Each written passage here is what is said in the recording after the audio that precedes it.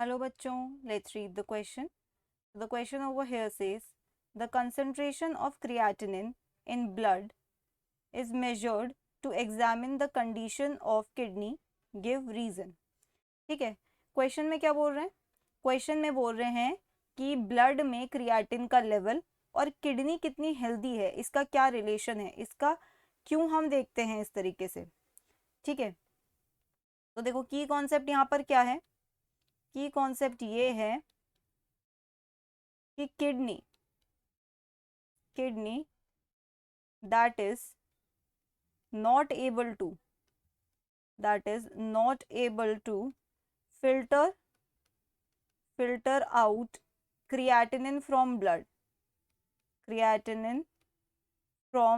into urine. मतलब एक ऐसी किडनी जो क्रिएटिनिन को ब्लड से यूरिन में नहीं डाल सकती, from blood into urine is unhealthy. अब देखो, ब्लड से यूरिन में नहीं डाल सकती, इसका मतलब क्रिएटिन ब्लड में ही रह जाता है और उसका कंसेंट्रेशन ब्लड में इंक्रीज होता रहता है. And creatinine remains in the blood.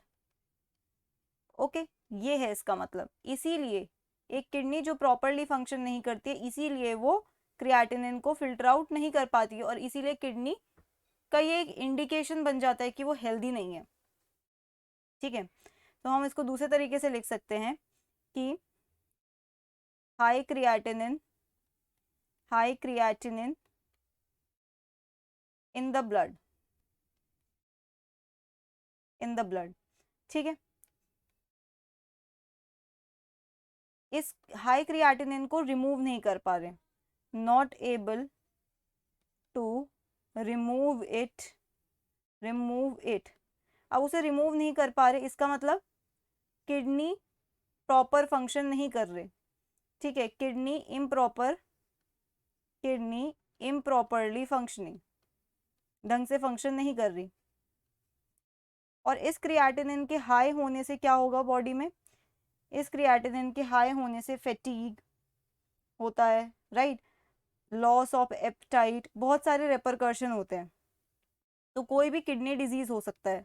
ये एक इंडिकेशन है कि इसको किडनी डिजीज है कोई. अब किडनी डिजीज मतलब क्रिएटिनिन का प्रॉपरली फिल्टर आउट नहीं होना किडनी की इम्प्रॉपर फंक्शनिंग से रिलेटेड है. अब ये किडनी की इम्प्रॉपर फंक्शनिंग किससे रिलेटेड है? ये बहुत सारे फैक्टर्स पे डिपेंड करता है कि कोई डिजीज हो गया या यूरिनरी ट्रैक्ट ब्लॉक्ड है, बहुत सारे रीजन हो सकते हैं. Okay, so that's it for the question. I hope you understood it well. Best of luck.